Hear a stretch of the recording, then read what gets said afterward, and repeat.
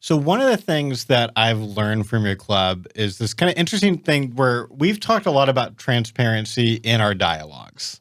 That especially with young people, just the way young people are wired, they're very skeptical. They're not super trusting, especially of people from the other side of the political aisle. So being very transparent about your arguments, so like there's nothing up my sleeve, here's my cards face up on the table, like that kind of style in the dialogue. It affects what questions we choose to ask, what questions we don't ask, things like that. You guys have applied that to other areas, even outside of dialogue, and I'm interested in hearing more about that. Yeah. So we are really committed to making sure that the campus knows who our club is, not just vaguely, like there's this pro-life club and they do outreaches about abortion. Like that's important. We want them to know that we're here trying to create more productive political dialogues, right? Yeah. But we also want them to know who we are personally. Yeah. And so we've done a few different things to help kind of put our faces out there, so to speak. And we don't require this of anyone in our club. And so it's really usually something just the officers do. Okay. And with their approval, and all of the officers have wanted to do this and to have found it really beneficial. So first, we start with doing some sort of social media campaign as soon as we elect new officers, kind of introducing the officers to the campus. Now, I know that the majority of pro-choice students on our campus are not following my social media pages. However, some of them are, along with pro-life students on our campus and people in our community. Yeah. And so it's really helpful for us to do little bios. And so often, what our favorite thing to do is kind of create like a once-a-week campaign, because we don't have enough content as like an independent pro-life group, so to speak, to be posting something necessarily every day. Right. So we try to post in all of our social media once a week, and we'll often do it in some sort of series so people know to kind of look for the next post the next week. And so we'll do like a Meet the Officers series where we'll have a photo of each of the officers and then their title and their hometown and their major and a bunch of fun facts about them that we come up with.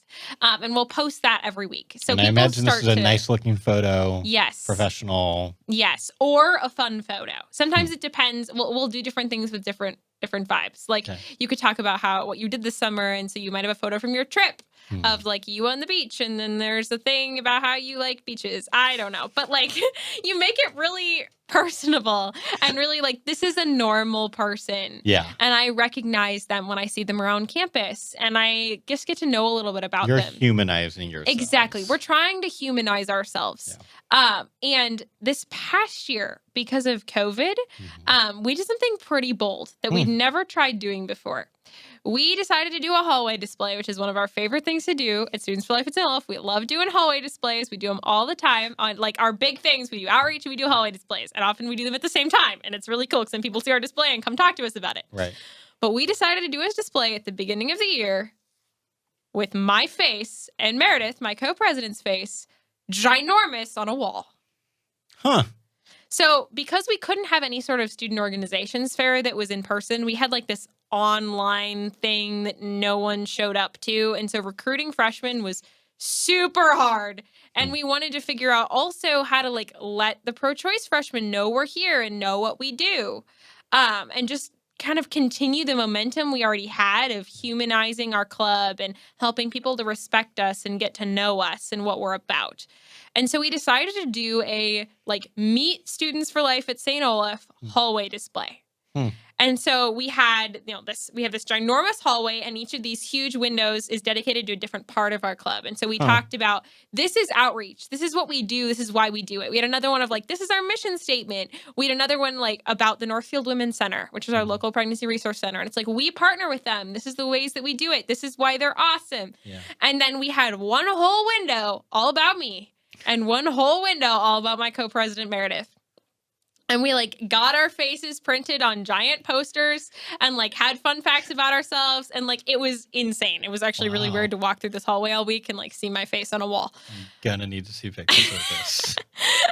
But it was super, super fun. And I saw so many people like walk by it and then see me and like recognize me around campus because of the display. And it just humanized the club so much more for people to know who we are.